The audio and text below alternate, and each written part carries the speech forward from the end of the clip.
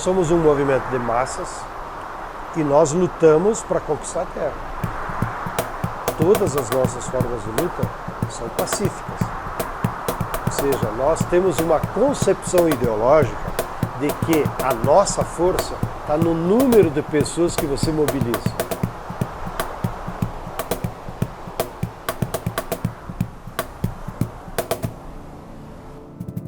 Nossa chegada aqui em Santana do Livramento foi muito tumultuada pelos políticos da época, pelos fazendeiros e pelas forças de segurança pública mesmo, né? Que nos pintavam como se nós fôssemos uns bichos, a gente não era ser humano.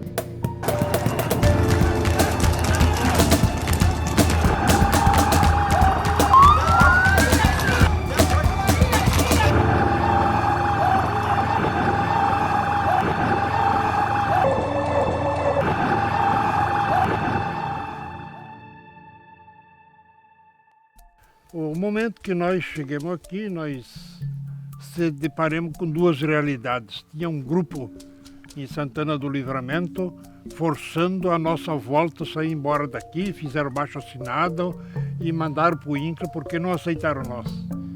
Mas tinha também, se criou grupo de apoio à nossa vinda para cá. Na época o prefeito não tinha papas na língua para nos chamar de vagabundo todo dia. E o único meio de comunicação que nós tínhamos era o rádio, então a gente tinha que ir para a lavoura, muitas vezes tendo ouvido umas besteiras. O que a gente tinha era um sonho que a gente queria chegar aqui e ter assim o que comer, uma terra e um canto para descansar, né? Nós pensávamos de chegar aqui e ter um trator, ter uma casa boa, ter um espaço bom para plantar, para criar e fomos construindo, conforme na medida do possível, fomos construindo, né?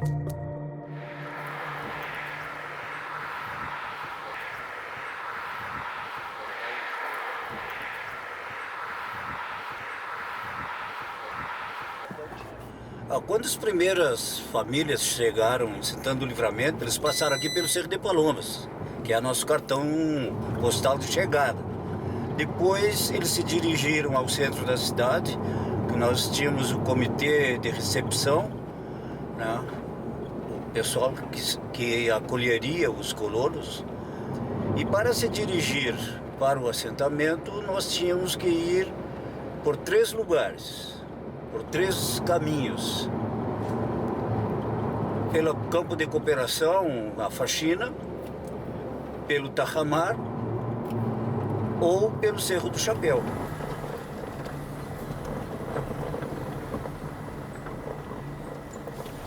Ali em Bagé, o INCRA criou eles queriam fazer um centro de treinamento, falavam centro de treinamento. Como se nós precisássemos de treinamento, mas era tudo já criado na agricultura, né? Aí eles trouxeram, botaram uns tratores ali para nós, fizeram...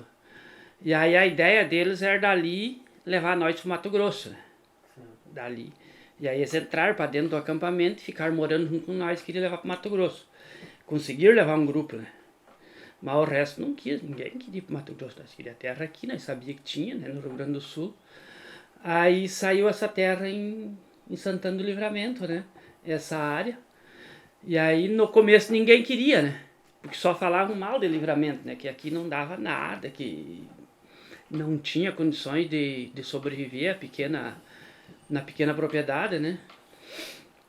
Aí o acampamento, nós como acampamento decidimos nós queremos a área, não podemos recusar a área, né? Aí veio uns companheiros aqui dar uma olhada e tal, e se apavoraram mesmo.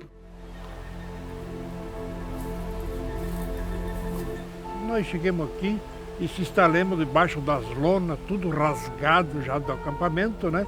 E quando chegamos, nós não tínhamos o que comer, né? Trouxemos um restinho de boia do acampamento que tinha sobrado e o governo, na época, não deu cesta básica para nós. E aí esta equipe de apoio começou a arrecadar comida na cidade, a arrecadar roupa usada para nós poder usar. Os colchões nossos estavam todos podres de ficar embaixo dos barracos e a umidade que tinha, né? E também os vizinhos tinham medo de chegar perto de nós. Eles tinham medo de nós, porque foram amedrontados. Mas um companheiro aí, o Ico, que mora logo ali, teve coragem de pegar o cavalo e visitar nós. E quando chegou aqui, ele disse, poxa, mas são gente que nem nós, né? E daí o seu Adão Feirão, que hoje já é falecido, emprestou umas vacas para nós tirar leite para as crianças, porque as crianças nem leite tinham para se alimentar. Daí, iam vender assim, vender a fazenda para o MST. Para o INCRA. Para o INCRA, ia vender para o INCRA. Vender para o INCRA, mas a maioria do pessoal não concordava, porque eles, inclusive, nos assustavam muito, que a nossa vida ia mudar, que esse pessoal que vinha daqui, que era gente muito bagunceiro, que era isso, que era aquilo. Os grandes, a maioria vendeu. E nós tínhamos, o que nós vamos fazer? Vamos esperar para ver, né? Então, e eu lembro que aí venderam o primeiro assentamento, veio 74 famílias, parece que foi, né, Carnaval? 64. É, né? Aí, de madrugada, chegaram aquele pessoal aqui, ó. Passaram o caminhão, pararam aí na frente, veio um caminhão, o ônibus, aí chegou. Saiu a Thalia, vamos. No outro dia, aquilo era novidade, né? Olha, o pessoal chegou, A gente dizia assim, ó, vai vir sem terra, mas que será que ia sem terra? A gente achava, não tinha ideia que fossem umas pessoas. Não sei o que e aí, passava não conhecia nada, a gente não sabia nada de. Daí, não é que no outro dia eu vou lá, ensilei cavalo de manhã, fui lá no assentamento. Cheguei lá, estava na volta da sede ali, o pessoal tinha tirado, era colchão, roupa, coisa. O pessoal recém estava se estruturando, né? Não tinham.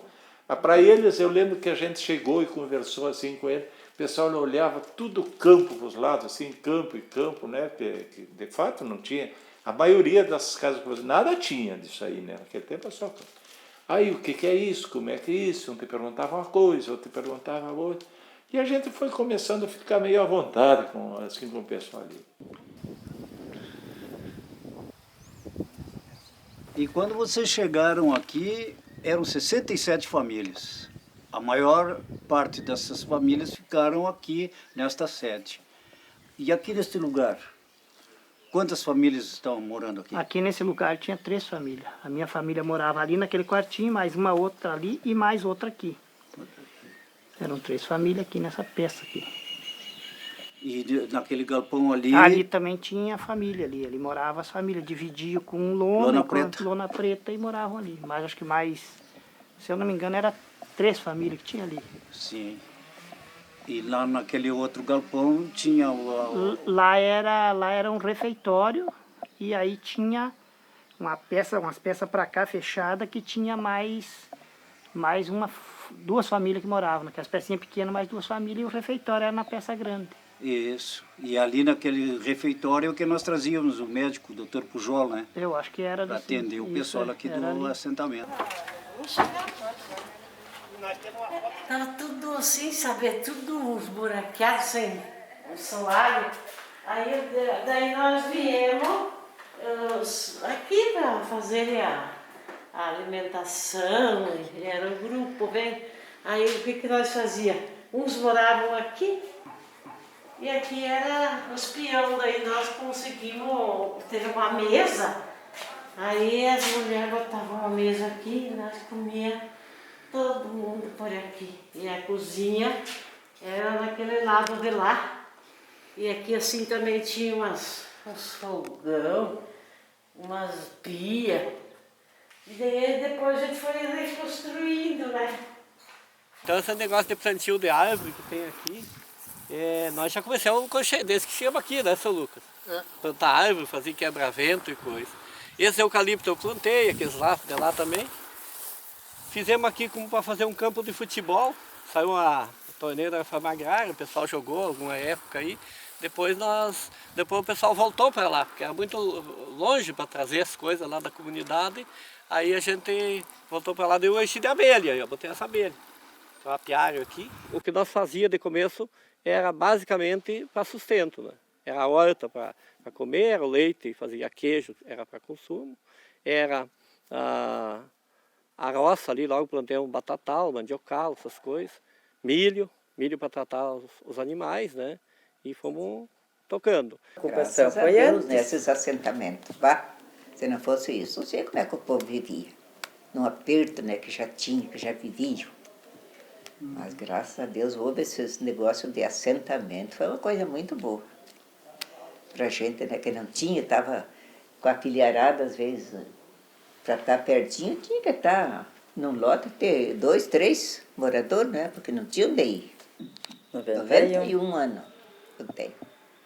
E a minha filharada são bastante, graças a Deus, são quase, não todos, mas quase todos assentados. E senão a gente estava num aperto, né, num aperto louco.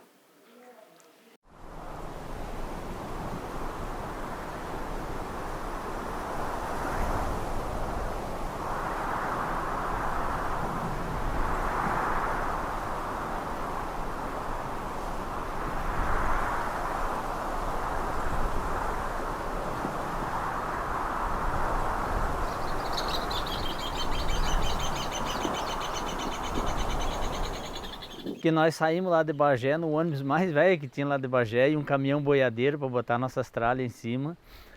E nós chegamos na cidade, nós levamos aquela vez em torno de quase 3 horas para chegar da cidade até aqui, porque as estradas eram péssimas condições.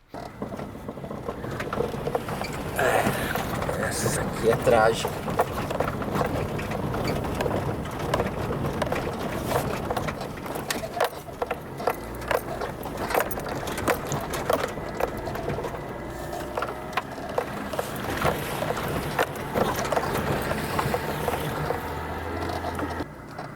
José Antônio não é.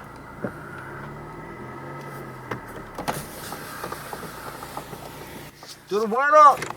Como é que vai, senhor? Sim, senhor. Eu estava olhando assim, disse que ele parece o Totonho, mano. O Totonho, ele tá, eu acho que na casa Está na casa dele, mas aqui é do Mercedes, era do Mercedes? Na casa dele, lá embaixo. É, então ok. Satisfação.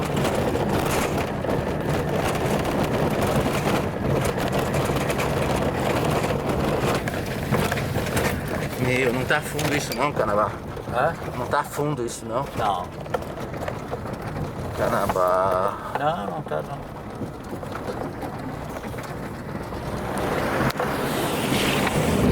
Canabá, você é louco, homem. Cara, a hora que subiu a água eu gelei aqui. Meu, você é doido, cara. Mas era assim que a gente passava.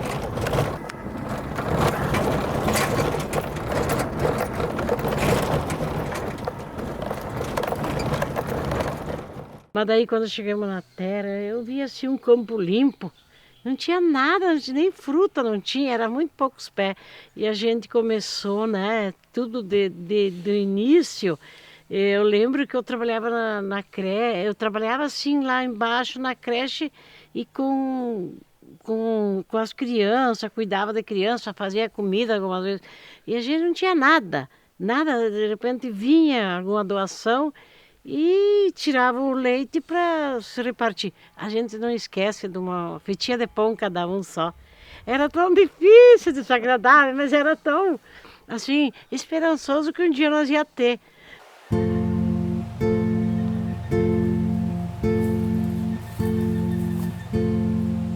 Mas o que trazia a reforma agrária para cá? Era o valor da terra nua, que era muito diferente lá de cima. Era insignificante a relação de lá, pelo preço, né? E isso facilitava os governos de compra, da aquisição da área para fazer o assentamento. E o programa estava iniciando.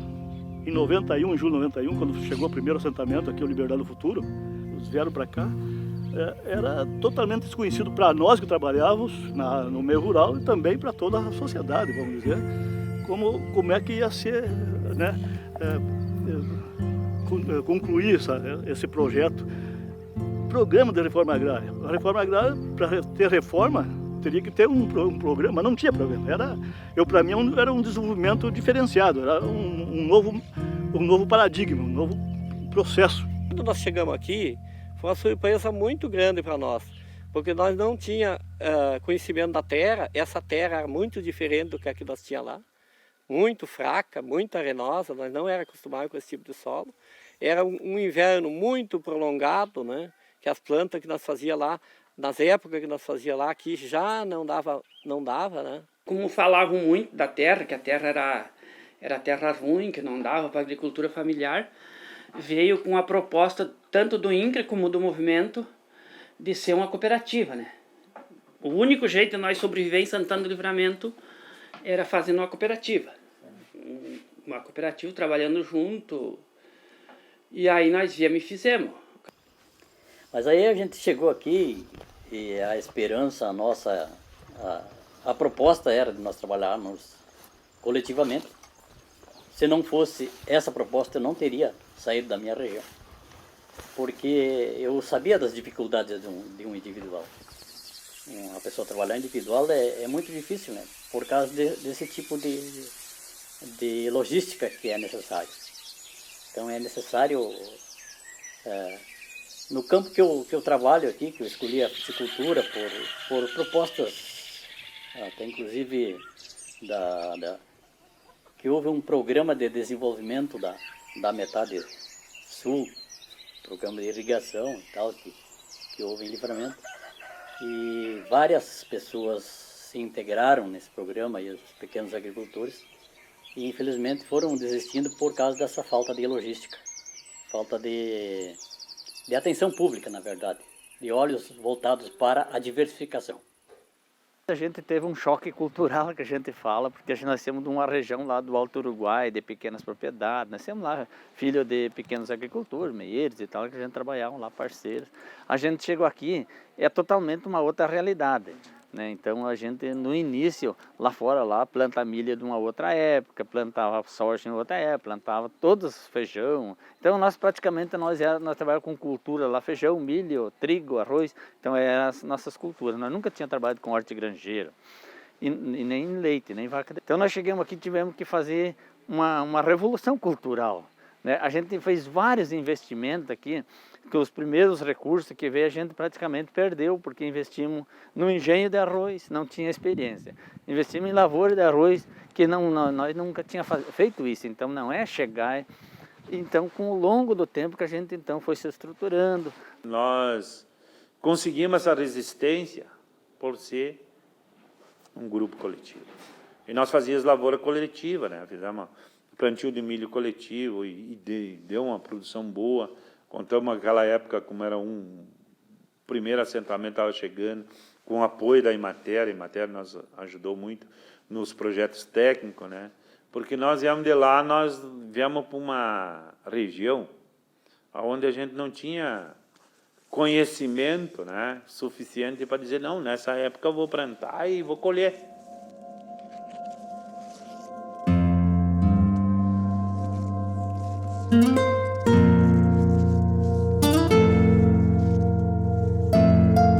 Tivemos muita sorte, que houve um grupo significativo de pessoas, né, em busca de resolver, de buscar a solução alternativa para essa situação. Ao mesmo tempo que tinha aquela dificuldade de entender, e agora? Será que isso aí vai funcionar? Será que vai andar? Mas tinha uma expectativa muito grande do outro lado também, né? Eram dois lados. Aquele receio de como se organizar para enfrentar a situação e também a expectativa muito grande. Bom, é um paradigma, é uma mudança completamente, né? Da área de pecuária, do pampa, para a agricultura, né? Para a produção de alimentos, sei lá, né? em pequenas áreas. E aquela expectativa foi contagiando as pessoas, a gente conversava, né? Mas assim como a gente conversava com essas pessoas que tinham expectativa boa, também tinha o outro lado, né, que contestava, né? Fiquemos um ano, mais que um ano juntos, assim. Depois daí conseguimos as casas, no fim não deu certo as casas também, o cara que fez, logrou nós. Um cara que fez as casas e fez os projetos, depois passou a mão no dinheiro e deixou tudo sem fazer as casas. Quase todas as famílias dali de Monserrat que saíram sem as casas. Questão das casas, nós também no começo nós fomos mal de casa aí. Porque nós ganhamos o auxílio do governo, o auxílio moradia, e aí dava para nós fazer 14 casas aqui para o nosso assentamento. Aí teve uma firma aí que nós passou a perna, a modelar. Todo o dinheiro nosso aí que nós juntamos, que dava para fazer 14 casas, a firma nós pegou. Perdemos tudo. Aí daquele projeto Lula, eu ganhei a reforma, né? Veio 9 mil daí para mim. Mas daí a gente fez e botou bastante dinheiro em cima também para terminar, né? Porque os outros ganharam uma casinha feita também, assim. Através daquele projeto que todo mundo fez uma casinha, coisa, né? Tem que a rapadeira aí. Só tirar aqui. Pode pegar.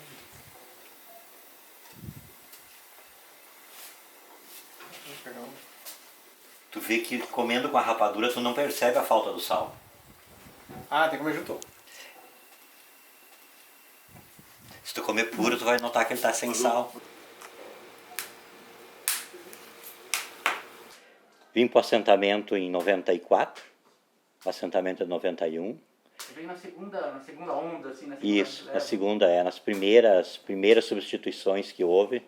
Então, por aquilo que as outras famílias já colocaram, um pouco das dificuldades, e não só as dificuldades, também teve outras questões também, que alguns companheiros, naquele momento o movimento estava numa fase expansionista, a nível tanto do Estado quanto nacional, e alguns companheiros daqui saíram para militar em outros estados e acabaram casando, adquirindo família para lá, e acabaram ficando por lá. E daí havia essa cobrança do INCRA que tinha que colocar pessoas naquelas vagas. E eu, no menos, foi na primeira substituição, ou na segunda aí, que o assentamento foi no meu acampamento, que era em Cruz Alta, e fez o debate lá. Nós viemos em 3 companheiros. Mas eu chego num momento que o assentamento está numa reestruturação. O grupo grande, aquele havia se desfeito, né? Havia se rachado por problemas internos, e os grupos estavam de novo, sabiam das dificuldades, sabiam que aqui não teria como sobreviver sozinho, estavam se configurando novos grupos. A sede já não abrigava todo o pessoal, já não servia para todo mundo, porque servia para quem estava naquele espaço trabalhando, né? Mas aquelas pessoas que já tinham saído para o seu lote, trabalhar sua família, eles precisavam mais ainda da comunidade. E nós fomos fazendo tudo junto, né? Fomos conseguir. Foi um jeito de nós continuar unidos, né? Porque daí, em vez de nós fazer uma assembleia da cooperativa, da associação, nós fazíamos a assembleia do assentamento, né?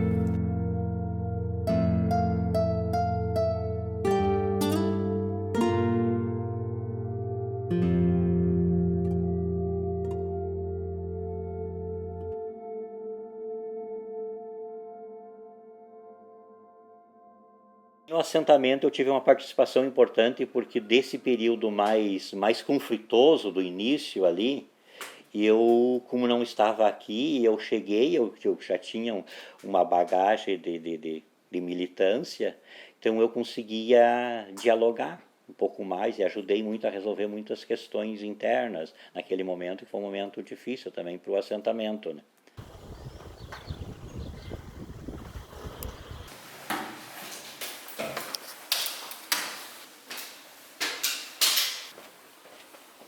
Inclusive, quando o prefeito municipal era o Grêmio Lemos, que não queria aceitar os assentados em Santana do Livramento. Então, ele não queria, de jeito nenhum, que viesse os assentamentos para cá.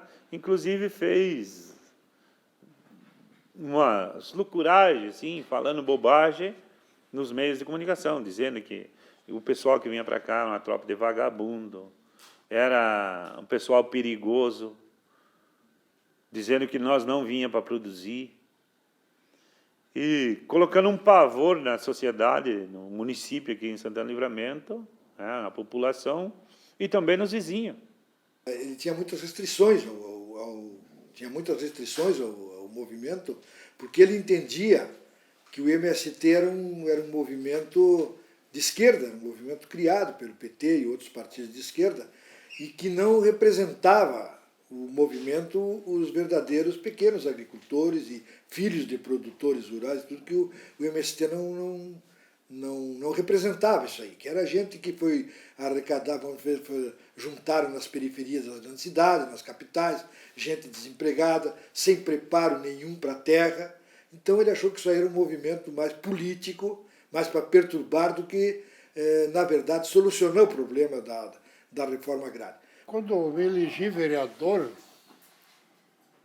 isso foi histórico, né? Porque além da fama de sem terra, ainda se elegia vereador e por um voto. Um voto? Um voto. À frente de um vereador do Grêmio Lemes. Ele recorreu tudo o estado do Rio Grande do Sul, não aceitou a decisão do judiciário daqui, mas não deu aquele voto e o colono é vereador. Isso já foi um choque, né? E aí, quando me apresentei na Câmara, cheio de coronéis lá dentro, um sistema coronelista, né, que não podia ver sem terra. Mas e agora? Era poder público fazendo barricada, era não sei o quê, nas estradas, isso e aquilo, né? Uma turma de amigos, de companheiros, que eu cercava, que eu ajudavam, que eram de confiança, que traziam as informações. E eu não sei qual deles, ou se todos trouxeram informação para o Glênio, que a prefeitura ia ser invadida, que eles estavam vindo para a cidade, sem terra, que iam chegar na praça, em frente à prefeitura, e dependendo da situação, invadir a prefeitura. Então ele mandou fazer aquela barricada, saco de areia, fechou o portão, aquele da Rivadavia ali para o lado da praça, fechou o outro portão da Duque, quer dizer, ele se aquartelou lá dentro e fez aquela barricada para evitar a invasão. O Glênio Lemos odiava nós, era terrível. Toda essa questão do conflito, o prefeito Glênio, né, com toda essa agressão, o pessoal fez uma caminhada para cá, e o finado Glênio fez barricada na frente da prefeitura, colocou saco de areia, descascou fio dentro da prefeitura, botou máquina na frente da prefeitura, fez uma barricada ali, né, para esperar, porque o pessoal vinha para cá para invadir a prefeitura, que ninguém veio para invadir a prefeitura, o pessoal vieram encaminhada, caminharam por toda aqui a região sul, né, para dialogar com a sociedade.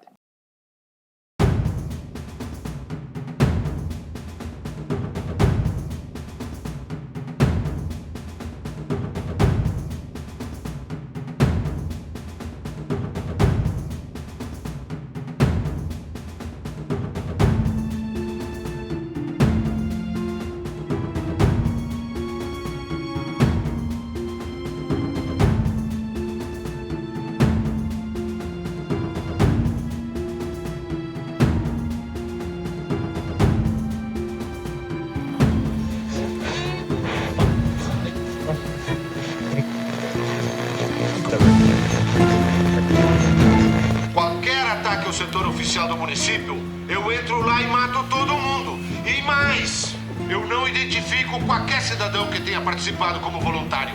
A responsabilidade será minha.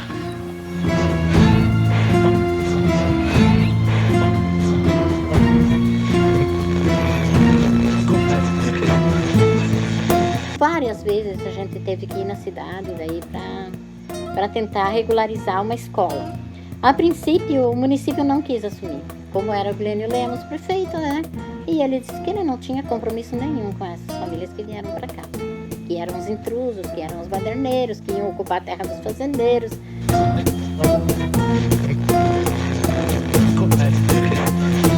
O INCRA é o braço burocrático do MST.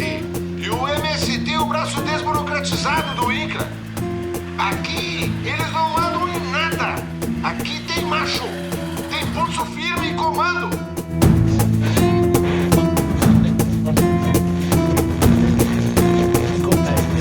Nós estávamos trabalhando na Emater na época.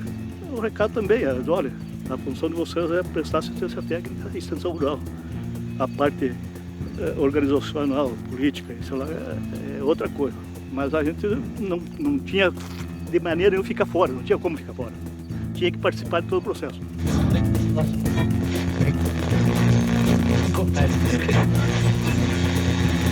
Eu chamo a Igreja Católica a se explicar perante a sociedade. Contra Deus ninguém se impõe. Mas eu alerto a sociedade. Grupos internacionais estão utilizando essas pessoas como massa de manobra. Isto tudo é parte de um jogo político, para no futuro abalar a estrutura política do país.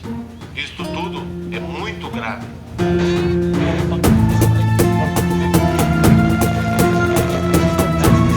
Quando a gente faz uma ocupação de algum prédio público ou de alguma coisa, alguma manifestação, é porque a gente já cansou de negociar e não conseguiu, né, aquilo que precisava. Por isso que a gente chega ao fato de fato, ocupar a prefeitura, ocupar a Secretaria de Educação ou coisa assim. Tenho sangue de Juvencio Lemos nas veias. E se for preciso, derramarei o sangue. Mas não ficarei omisso frente à responsabilidade de defender o município.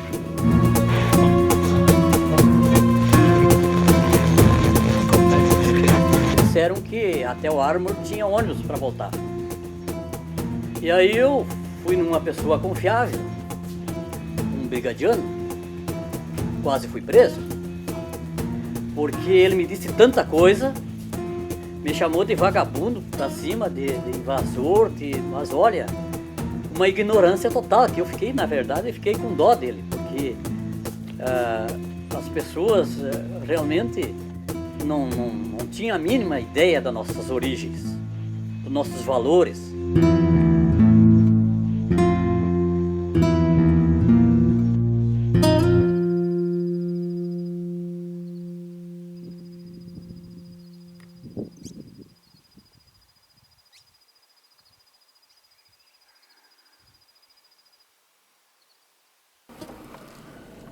Essa que era a escola? É, agora estão fazendo a agroindústria do queijo ali.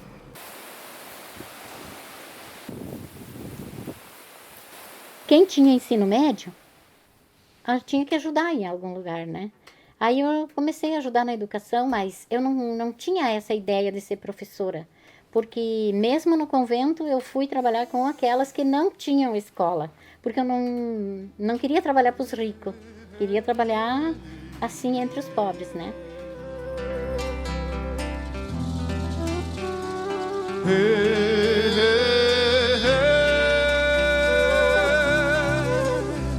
Andando pelas estradas, perguntas não respondidas, insisto buscar respostas que foram também escondidas. Se o páreo não é parelho, tem largada desigual. Do outro não sou espelho, de quem é o mérito afinal? De que adianta a força no braço, se não tem espaço pra plantar meu grão?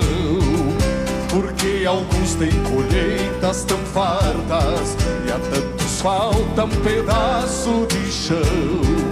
Eis a questão, eis a questão, eis a questão. E aí foi toda uma luta, uma questão da gente ir se organizando e conquistando passo a passo, o dia a dia. Primeiro foi os alimentos, depois as casas, depois a estrada, depois a escola, sim, sempre esteve junto conosco. Nós trouxemos a escola junto de Bagé para cá, né? Então a gente sabia muito dos nossos adultos, eram terceira, quarta série, e a gente não queria aquilo para os nossos filhos, né? A gente queria que nossos filhos conseguissem ir além daquilo que a gente foi. Com o seu Colares, e ele assumiu daí de criar uma escola aqui. Só que não tinha professor, porque nenhum professor queria vir dar aula para os assentados, porque era um bicho de 7 cabeças, né? Não sabiam o que podiam enfrentar aqui.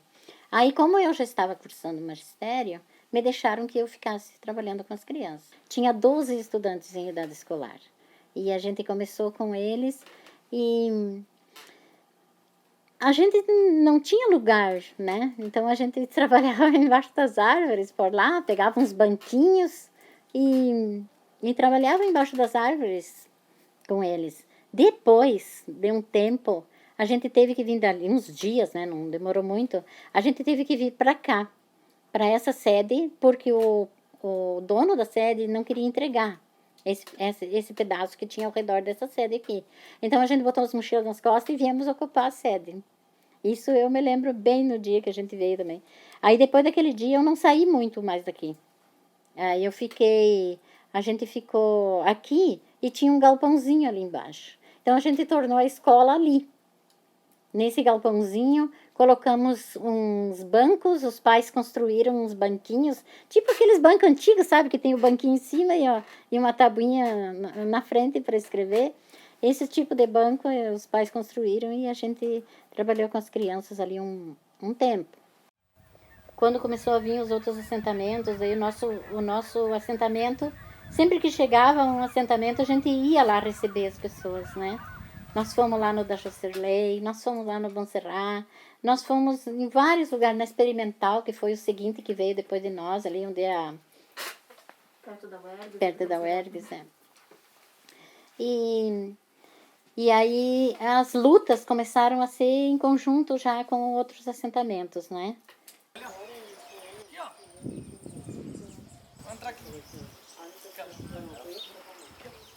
Primeira sala de aula da escola pós-assentamento, né? Quando se assentaram aqui, primeiras salas de aula foram aqui, primeira e segunda série, a outra era ali atrás. Mas aqui foi o início de tudo da escola, até que as crianças vinham a cavalo, era bem difícil, não tinha estrada, vinham por dentro de campo. Foi o começo de tudo.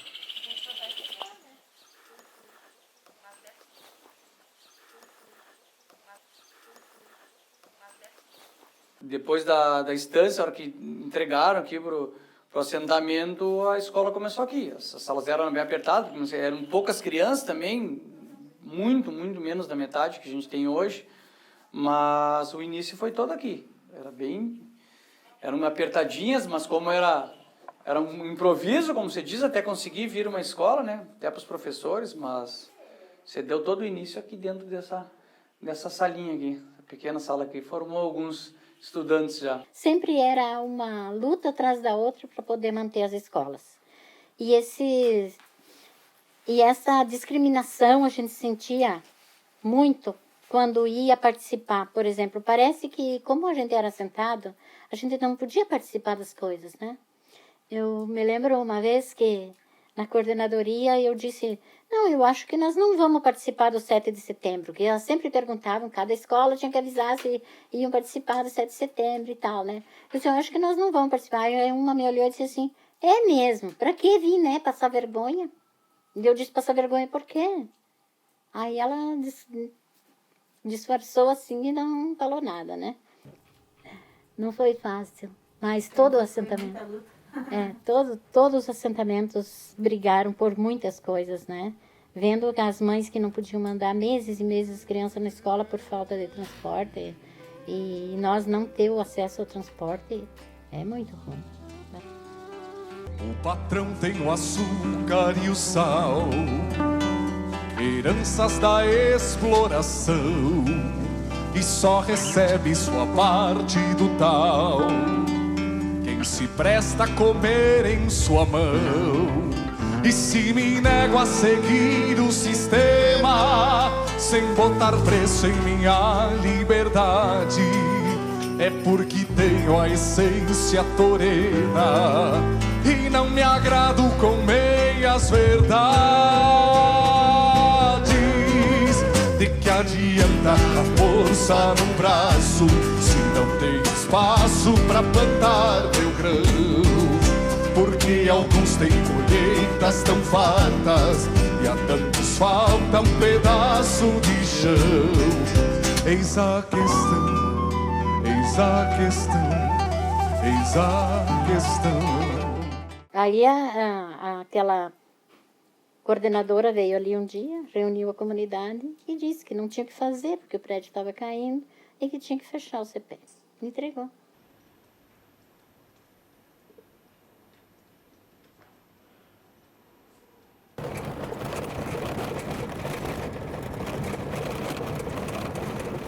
A escola Antônio Conselheiro, na verdade, ela tinha professores que trabalhavam ali, né?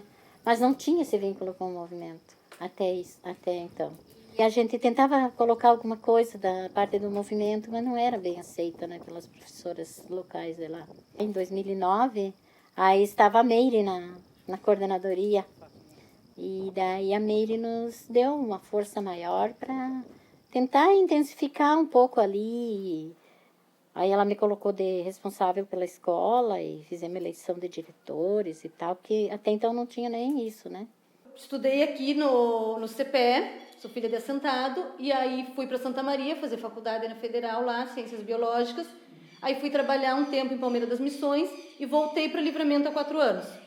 Aí para ficar perto da família e para contribuir com a escola. A Carmen estava saindo, era diretora aqui, estava se aposentando, e aí entraram em contato comigo para mim vir poder contribuir com a escola também.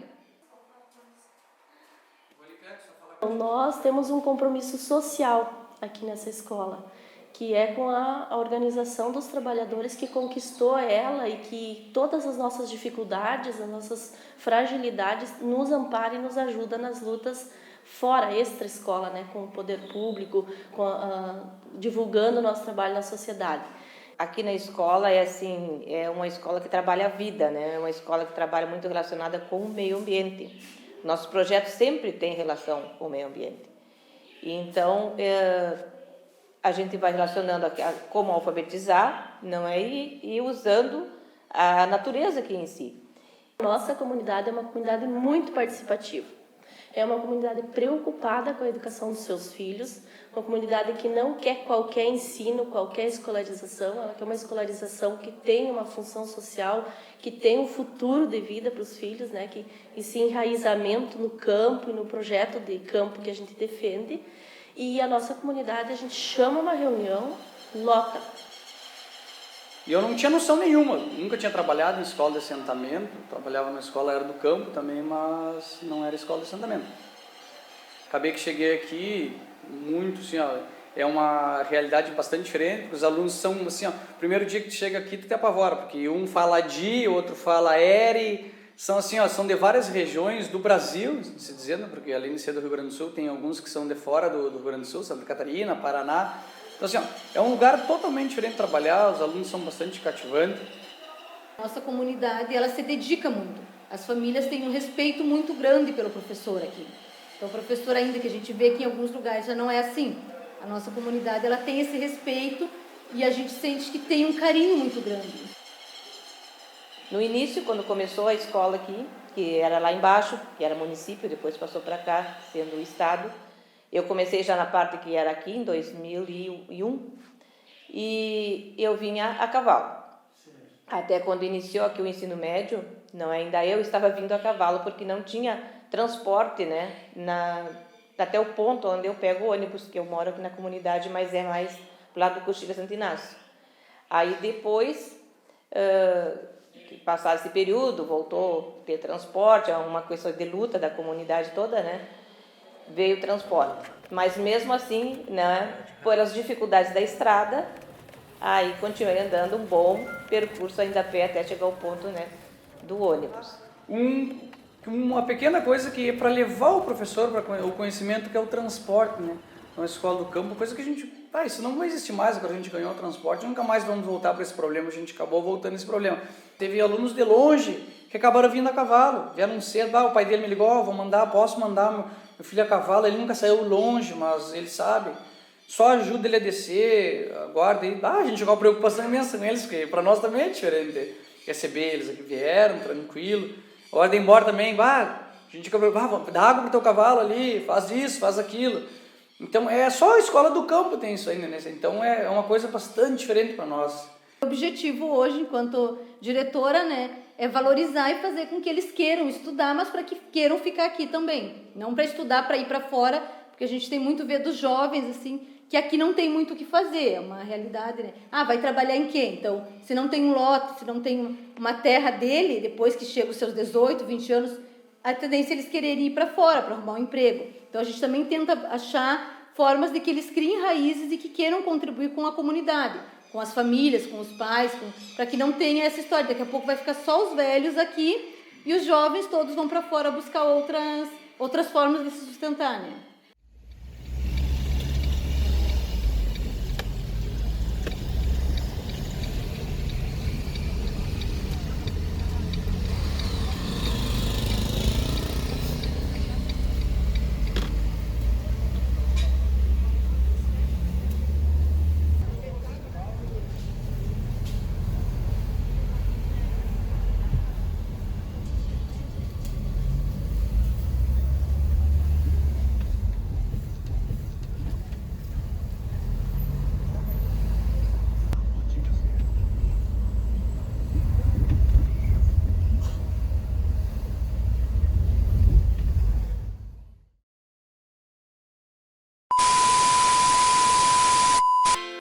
sabia que o Pronaf transforma vidas no campo há mais de 2 décadas? O Programa Nacional de Fortalecimento da Agricultura Familiar surgiu há 22 anos e já disponibilizou cerca de 200 bilhões de reais em crédito. O recurso gera renda e melhora a qualidade de vida de milhões de famílias rurais espalhadas pelo Brasil.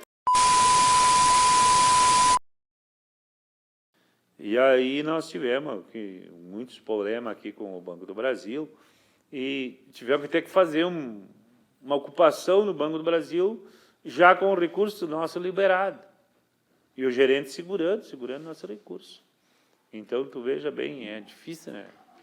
Uma conquista dos pobres do campo, aí, dos assentados, dos pequenos agricultores, é o Pronaf, que é um fundo que tem o banco para custear os investimentos na lavoura. O Pronaf foi criado em 96 e era 2005, 2002, 2003, 2004 e 2005 aí, nós já estávamos sentados aqui, nós precisava do recurso para movimentar, para custear o plantio, as despesas, comprar os insumos, comprar o óleo diesel, pagar horas, e fazia os projetos, colocava aqui no Banco do Brasil ali, e os caras sempre vinham com as desculpas e tal, e tal, e tal. Então nós fomos se cansando com aquilo ali, as desculpas iam e vinham, fomos se cansando, e tomei uma decisão num encontro estadual. Não, vamos ter que fazer uma pressão mais forte, vamos ter que fazer uma chegada no banco lá e vamos ter que perguntar, mas como é que só acontece para os assentados, outros pequenos agricultores, até uma parte que era mais capitalizada conseguia acessar aquele recurso. E nós não conseguia. De janeiro, nós tínhamos que fazer a dita pressão no banco para ver se saía o financiamento para nós conseguir ainda plantar naquele ano, né? Nós articulamos que nós ia vir com 6 ônibus para fazer a pressão no Banco do Brasil lá. Seria 3 ônibus que vinham do lado do asfalto aqui, pela faixa, e 3 ônibus que é do meu lado aqui, que vem do Roseli, o ônibus do Graxa e o Cerro dos Munhoz ali, que vinha. E deve ter vazado, que a brigada já estava esperando na faixa lá embaixo os ônibus, né? Quando o pessoal estava vindo, né? Mandou parar ali, tal, revista e tal. O pessoal não tinha nada. Onde que vão? Ah, vão para o centro. Não, vocês vão para o Banco do Brasil. Vocês não vão ônibus. Os ônibus não saem daqui. Não saem daqui. Mas como não sai? Porque não sai. Nós temos o direito de ir e vir e tal. Já criou uns estressezinhos ali e tal. E o pessoal, não, os ônibus não vão sair daqui. E o pessoal, então tá, os ônibus não vai sair. Saiu em marcha. Vamos ao pé, né? Já que não temos condução para ir seguir. E se vieram. Essa ideia era sentar com o gerente e pedir explicação. Por que só aqui em Livramento que o pessoal não conseguia acessar o recurso aquele, né? E nesse meio tempo aí, quando nós fizemos a pressão para entrar e eles viram que correram para a porta, e deu um tensionamento naquela porta ali, nós tentando empurrar, nós tentando forçar para entrar e eles tentando impedir que entrasse, e a porta de vidro, né, e vai, uma hora empurra em cima, uma hora empurra embaixo, um pouquinho, bah, estourou aquela porta de vidro, caiu tudo no chão. Já teve gente que se cortou ali e tal, já deu uns empurrão e tal, mas o pessoal entrou para dentro, nada. Aí em seguida nós temos que houve uma movimentação da brigada, e a brigada veio e sitiou o banco. Fechou todo o banco na volta aqui, não sei. E o pessoal daí que chegou, eles queriam se juntar a nós. E o pessoal que estava nosso lá pro lado de dentro queria também sair para fora. E foi criado vários tumultos ali, e pega e solta e tal, e os brigadianos davam, e dali um pouco o nosso pessoal também reagia, e houve uns 3 ou 4 conflito ali, onde teve um momento que teve, eu acho que até brigadiano que foi hospitalizado, teve gente nossa que foi hospitalizada. Então foi um verdadeiro confronto ali, né? E que praticamente o comércio, a cidade meio que foi fechando, né? Porque a rádio anunciava ao vivo aquilo ali e tudo, né? E o banco os colonos estão sitiados pela brigada, a brigada está sitiada por outro grupo de colonos. e não tem negociação. Nós não conseguíamos contato nem com a polícia para negociar, nem com o banco para discutir a questão econômica. Nós tivemos que ligar para os companheiros lá em Porto Alegre, Brasília, para que eles entrassem em contato com o Banco do Brasil, para que o Banco do Brasil viesse atender e viesse a nos receber e acabar com o conflito. E acabar com o conflito. E daí foi lá pelas 3 horas por aí, daí nós chamamos o companheiro advogado, o Góes, e ele estava ajudando, né? Aí o Góes, não. O pessoal de Brasília, lá em Porto Alegre, conseguiu ligar aqui para a gerência, o gerente está autorizado, vai sentar com vocês, o comandante Bilson também quer sentar com vocês e vão achar uma saída. Tá. Aí diz que precisa de tirar 3 pessoas para a comissão aí para representar. Aí por sorte, né, como sempre de sorte, né, me elegeram eu. Tá? Aí vai o Vicente, vai o Itacir, ex-vereador Itacir, e o Barba, eu não me lembro o nome, que é aqui da Cruz. Como nós 3 lá, sentemos, coloquei uma situação, coloquei por que nós estávamos ali. O gerente colocou, deu umas desculpas e tal, não, vamos ver, acho que é possível ainda de sair o financiamento e tal. Aí se reportei uma brigada, não, brigada, o Bilson disse, não, tranquilo, então vamos. Eu tive alguns incidentes com eles e tal. O pessoal está acusando que eles têm armas e não sei o que. Eu vou querer revistar eles, somente isso. Na saída eu vou querer revistar eles, se tiver alguém com arma por aí, não pode acontecer. Tá, mas tá, tranquilo, vamos. Tranquilo, então vamos ser revistados. Marquemos um outro dia para voltar, para renegociar com o gerente. Fomos lá fora, avisamos o pessoal e tal. E daí o pessoal se colocou em fila para iniciar aquele procedimento que o Bilson tinha dito da revista. Naquilo nós começamos a olhar assim, começou a rua assim, o povo meio que sumiu tudo, né? Olhamos assim, vinha um pelotão de choque, né? Os caras com um cavalo na frente marchando, né? E mais um grupamento de homens com os tapumes, baioneta atrás. Mas por que tudo isso, se está tudo acordado e tal? Mas o que está acontecendo? Daí eles começaram a revistar, na revista já começaram a prender uns companheiros que, segundo eles, tinham identificado, que já tinham brigado com o pessoal dele e tal. Então eles começaram a prender.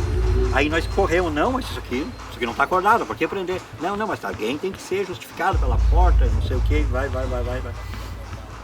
E começou a serrar os ânimos ali, tanto do pessoal nosso, começou a ficar descontente com aquela situação, e eles não era uma simples revista, eles estavam criando um jogo pesado ali, tal. Quando ia aquele grupamento lá se aproximando, eu só sei que eu vi assim quando o Bilson foi num lugar assim que o cara que vinha vindo lá, que comandava o pelotão, enxergou ele só fez assim com a mão. E os caras soltaram aqueles cavalos e vieram para cima do povo, né? E dando. E o pessoal se abrindo para lá, e nós falamos, que isso? Isso aqui tá acordado, o pessoal já está indo para casa e não sei o que, daí não, nós vamos dispersar o pessoal daqui porque nós vamos prender os baderneiros que brigaram, não sei o que é, e corre para lá e corre para cá, e naquele vucu-vucu estava deram, inclusive em mim, deram uma maionetada no Paulo César Bosa, que era dirigente, caiu 2, 3 milicos dando de cacete nele, o Nelson Miller caiu mais pra frente lá, e os caras dando nele, e daí eu comecei a reclamar ali com o pessoal, e daí vieram pra cima de mim, eu tive que disparar também, né? Vou fazer o quê, né? Larguei na rua da Andradas ali, e os caras de cavalo atrás, né? Chegou um momento assim que eu pensei, eu vou pra calçada, o cavalo não vai na calçada, né? Aí passei pelo meio dos carros, entrei na calçada, quando eu olho o cavalo fez a volta lá e vinha voltando de lá pra cá, de volta. Tipo, isso aqui virou um filme de terror, agora pra onde que eu vou, né? Aí, naquele momento, um lojista, depois eu não procurei até mesmo para proteger ele e tal, abriu a porta e disse, entra aqui que eles estão batendo, estão machucando todo mundo. E ele socorreu, já tinha mais uns 2, 3 colonos lá dentro, junto, apavorado, né? Um tremor e tal. E não, calma, gente, tá tudo tranquilo, depois isso aqui vai passar e tal, né? E o povo correu aqui para a praça, né? Correu para a praça e naquele meio tempo eles prenderam 5 companheiros nossos, 2 foram para o hospital e nós aí pegamos o telefone e ligamos pro pessoal, ó, que não tem mais o que fazer, o pessoal que está na praça aí, avisa o pessoal aí e vamos ir para casa da região, que nós tínhamos uma casa, ficava ainda próxima da brigada, ali em cima da subida, vamos para lá e vamos contar quem que está faltando e vamos acionar o GOES novamente, vamos acionar os deputados e vamos ver o que está acontecendo, né? E daí fomos lá e daí que nós conseguimos identificar que estava faltando, não me lembro agora se era 7 ou 8 companheiros. Um episódio muito difícil, né? Mas que ajudou a classe naquele momento, né? Porque isso que acontecia aqui em Livramento, acontecia em quase todo o Brasil. A partir daquele momento mudou o tratamento. A partir daquele momento, os contratos que nós fizemos e tal, as propostas que nós fizemos, o banco acabou acolhendo e repassando o recurso. Então, nesse ponto foi muito positivo. Talvez se não existisse essa pressão aqui, se não tivesse ocorrido tudo isso que aconteceu, provavelmente as pessoas até hoje talvez iam estar ali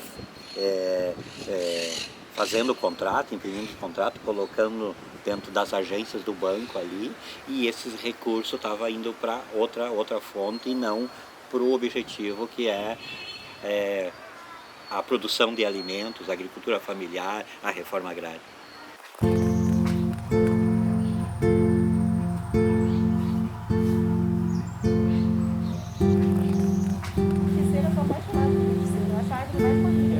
Com certeza sim.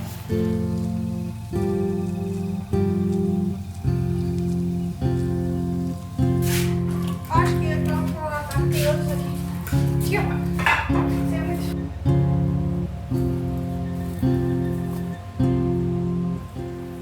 Aqui no início, a Emater encomendou uva da França para fazer o início. E depois trouxe as estacas, para fazer enxerto. E aí nós aprendemos das estacas fazer a muda e da muda fazer o enxerto. Hoje nós fizemos tudo por conta. Porque o pequeno, você vai comprar tudo, não consegue avançar, porque a muda que vem de fora é muito cara.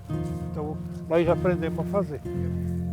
No início nós estávamos sempre juntos, porque a gente começava e aqueles pezinhos não parecia que não vingava.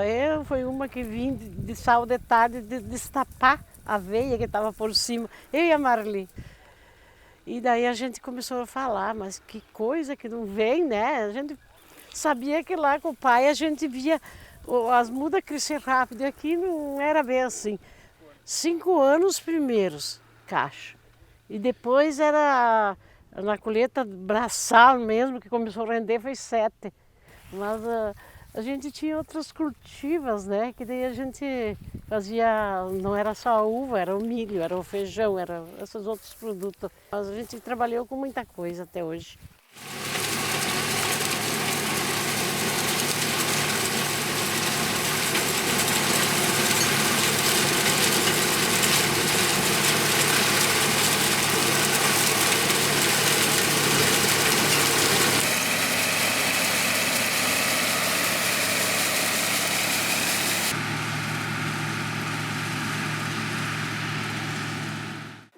Já pela minha cultura, que vinha lá de fora, achava que devia diversificar um pouco a minha propriedade.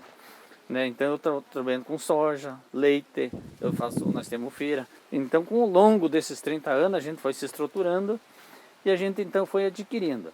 Isso também viabiliza o assentamento, porque tem pessoas que plantam milho, outros plantam aveia, plantam trigo. Então as próprias máquinas também viabilizam o assentamento, para a gente poder entender que essas pessoas também tenham essas culturas, porque se não tem uma máquina não tem como colher.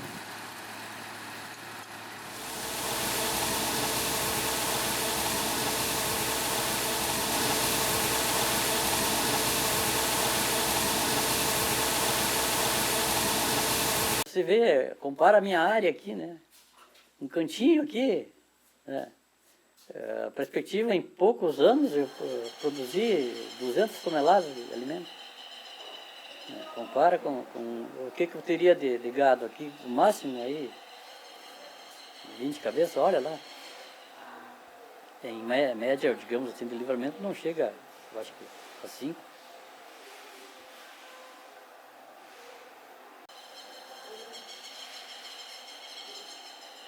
O agricultor que não se adaptar nesse novo sistema, ele não vai conseguir mais mercado.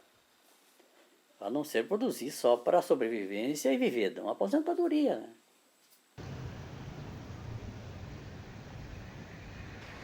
Essa feira a gente iniciou com 2 objetivos. Um é valorizar as famílias que estão trabalhando lá e muitas vezes há muita sobra de produtos e a gente não tem o que fazer.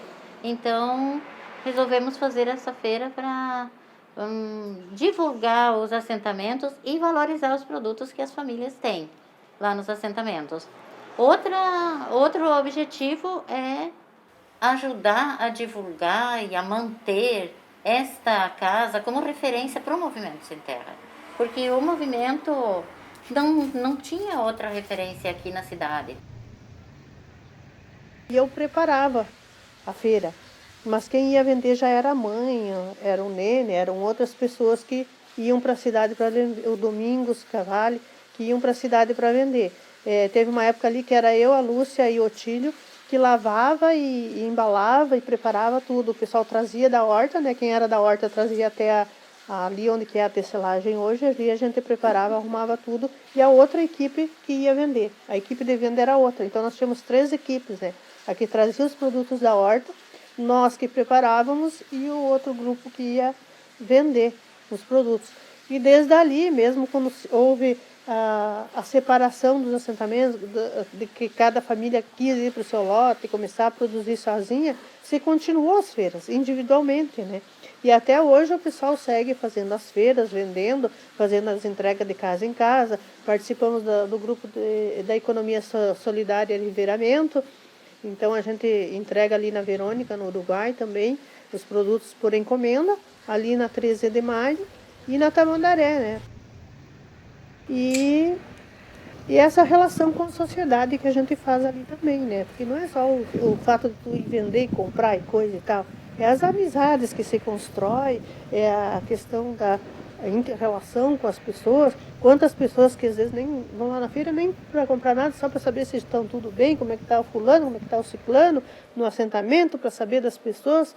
E assim a gente faz a relação, né? Porque não é só o compra e venda o importante é você se manter relacionada com a sociedade toda, né? Que você está inserida.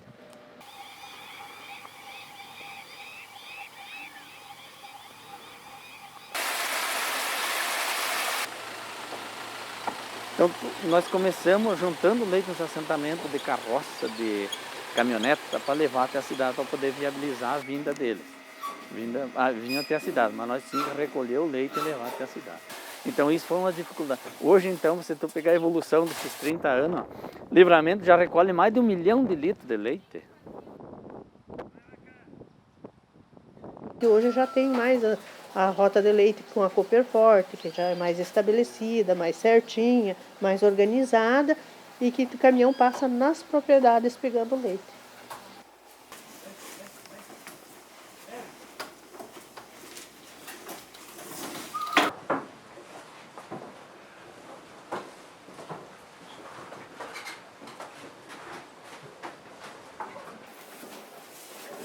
Aqui eu estou no sistema de amarrar ainda elas.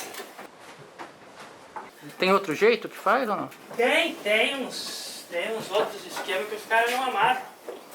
Mas daí o galpão é diferente. Tem um galpão com um buraco no meio. As vacas por cima dos 2 lados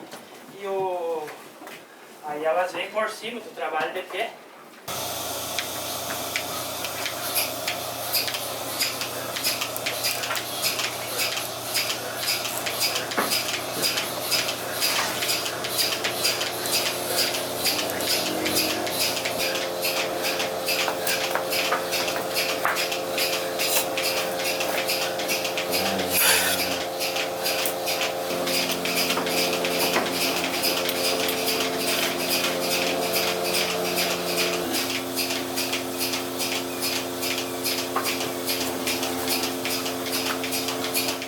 Então foram os assentamentos que criaram a Cooperforte, mas a Cooperforte não é dos assentados, ela é dos assentados e dos pequenos agricultores.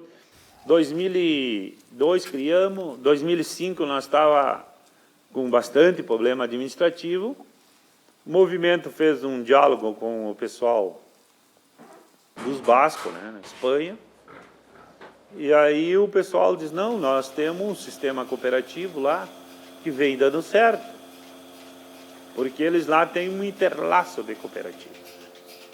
E aí o movimento diz, não, nós temos, daí fizeram um levantamento, conseguiram 18 companheiros. Fui para lá 60 dias conviver com as maiores cooperativas do mundo, fazer um curso de gestão de cooperativa.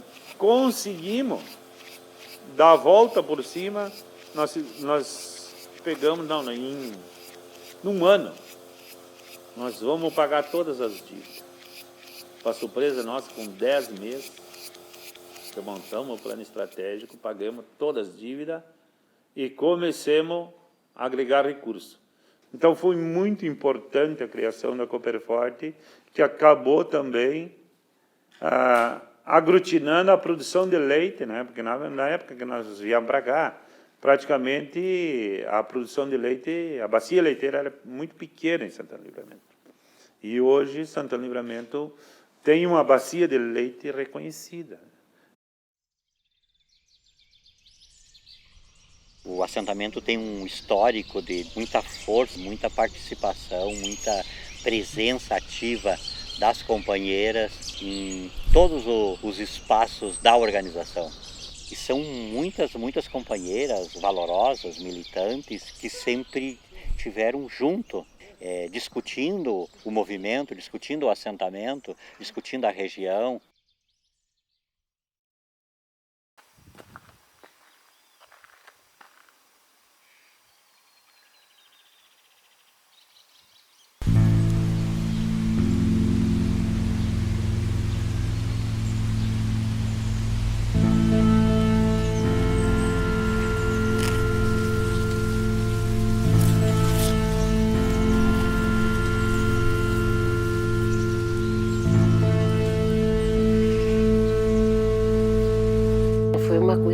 Sabe, muito feia que eles fizeram para nós.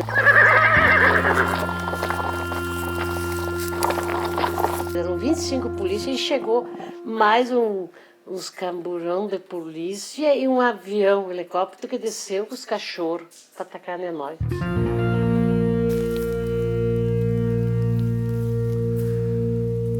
O Binski, aquele, fez nós deitar tudo. Ela não quis nós deitar, ele queria só prometido matar. Quem pediu para nós deitar foi a Mari, a minha guria, muito ativa, e outras mulheres. Deite, e nós deitemos e os cavalos empinavam assim na nossa frente.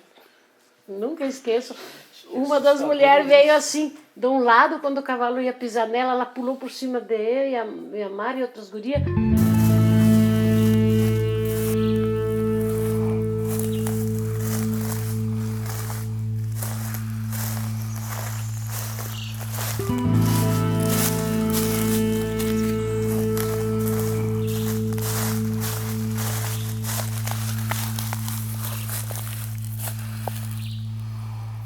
Vinha os cachorros, vinha os cavalos por cima de nós, vinha tudo, e aquelas baionetas.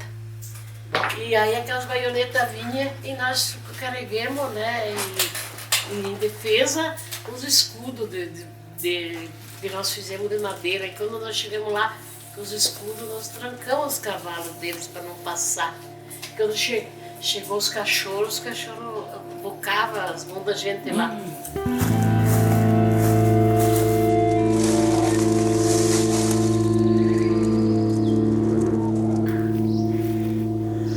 E aí um guri soltou a foice e eu peguei aquela foice e comecei a cortar. E que nós tínhamos feito um trancamento de eucalipto, né? E aquele eucalipto estava no chão assim, e o eucalipto, e o tenente ia lá, tirava o eucalipto para os cavalos pegar nós, para os baionetas chegar até nós. Daí as gurias tinham arrumado uma defesa que era umas taquara, né? Aquelas taquara ia pro lado do cavalo, mas eles com aquelas baionetas vinham para atacar na cabeça de nós.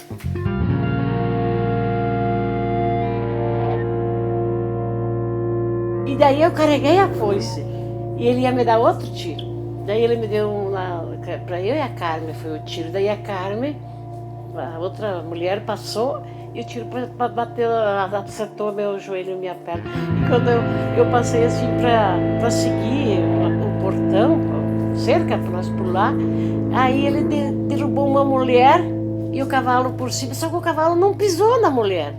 O cavalo se empinava e não pisava nessa mulher. E eu me deu vontade de dar uma foiçada, mas daí eu não alcancei. Aí ele ia me dar mais um tiro. Daí eu corri. E daqui... Daí era de fuzileiro, né? Daí eles tinham outras armas. E daí quando eu cheguei na sede, a minha guria chegou e disse, mãe, tu ganhou um tiro? Eu disse, não dei tiro nas minhas pernas. Eu disse, sim, mãe. E olhou assim, é o sangue que descia tudo.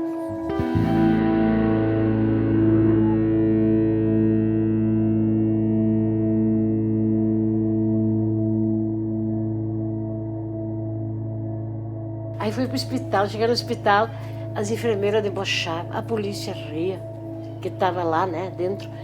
Mas tinha muita gente boa que foi lá para ajudar e lavaram meus pés, lavaram as outras deitadas, outras caídas. E era um montão de mulher, não era só eu, né. Mas tinha umas mais feridas do que mim, não foram no hospital. Mas não foram atendidas? Não foram no hospital? Não quiseram ir, mas não, só uma atendida assim. Daí fizemos uma sopa, tomamos uma sopa, daí eu vim para casa. E no outro dia eu não levantei do sofá. De tão entregue que nós ficamos, tão cansados, nós ficamos sem água. Desde a saída de lá até as 10 horas da noite. E sem comer nada.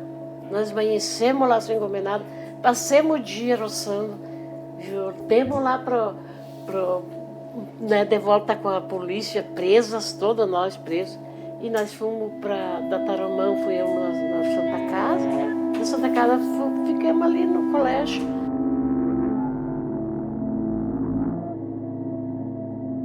Mas tinha gente que dizia assim, por que foi lá? O que tu vai fazer lá? Eu disse, se tu não vai, fica quieto. Eu fui porque nós precisamos de terra para os outros colonos. Aí, como eles ocuparam a área, era tempo da Ieda Cruzes, né? E a Ieda plantou eucalipto para não deixar a reforma agrária avançar. E naquilo, eles bateram em nós, fizeram qualquer coisa sem nós fazer nada. O que nós fizemos era plantar outras árvores.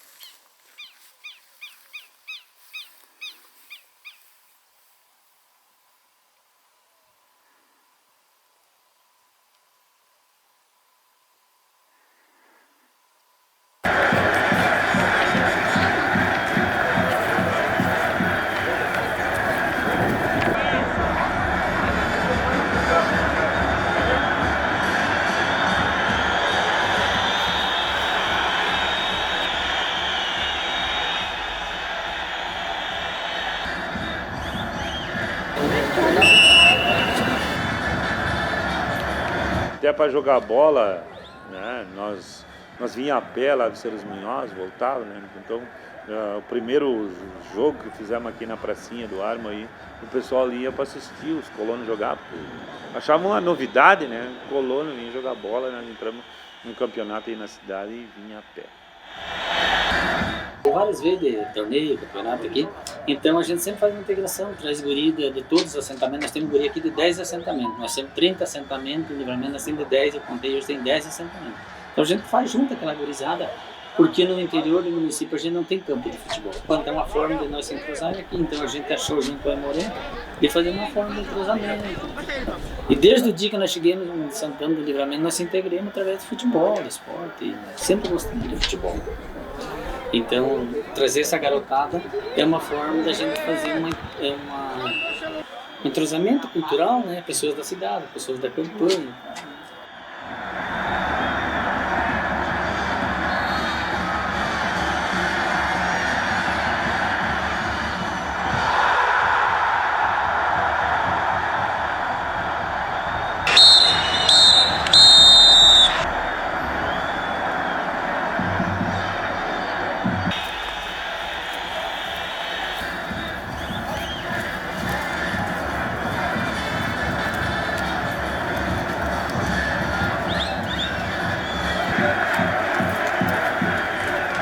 assistiu muito jogo aqui, Canabá? Assisti alguns. E você acha que esse monte de gente assistindo a partida aqui hoje significa que a cidade aceitou os assentados? São 30 anos de história, né? Quando eles chegaram aqui, foram um tanto hostilizados. Não foram bem recebidos pelas autoridades ou pessoas estabelecidas. Mas com o passar do tempo, o pessoal começou a conhecer quem são os colonos e o que eles fazem e o que se puderam fazer, né? Esse futebol prova a integração. E os colonos são santanenses. Todos somos santanenses.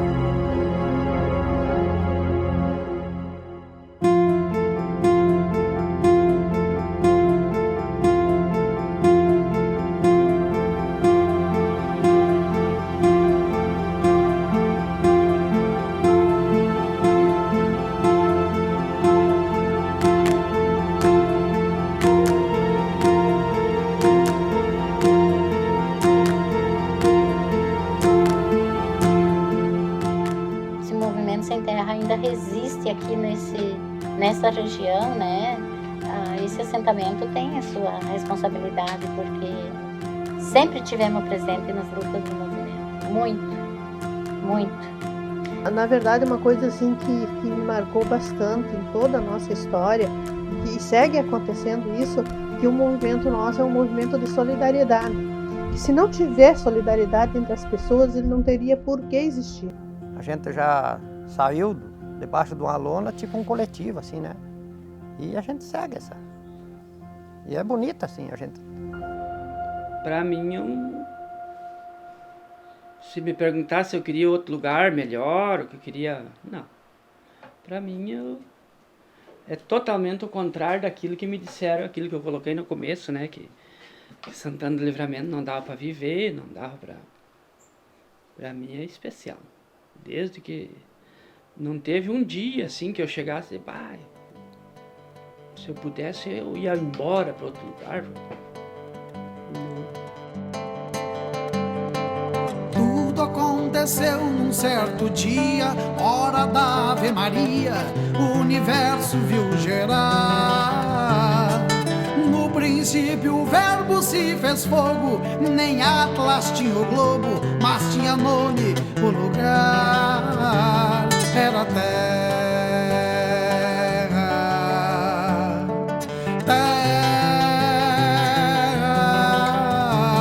era terra,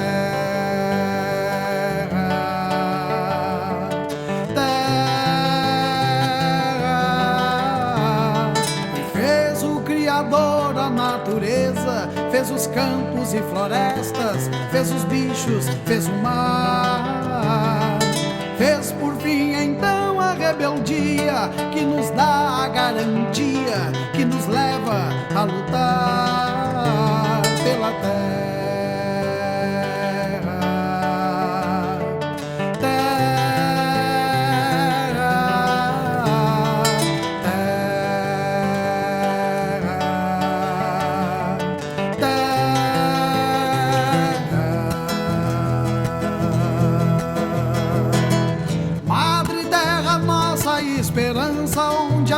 dá seus frutos, o teu filho vem cantar. Ser e ter o sonho por inteiro, sou sem terra, sou guerreiro, com a missão de semear a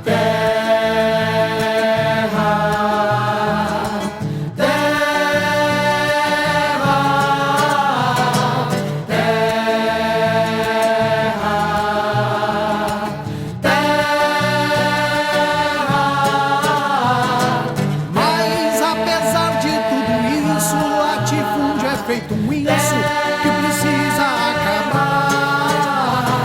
Romper as cercas da ignorância que produz a intolerância. Terra é de quem plantar. A terra, terra,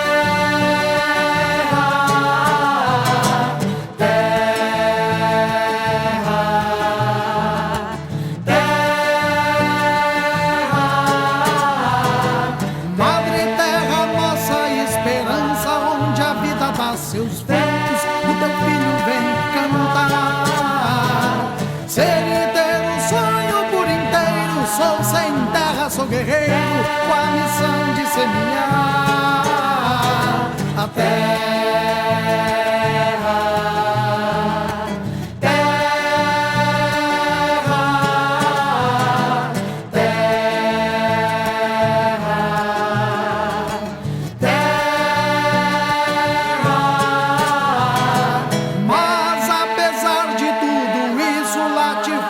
Feito um lenço que precisa acabar. Romper as cercas da ignorância que produz a intolerância. Terra é de quem plantar.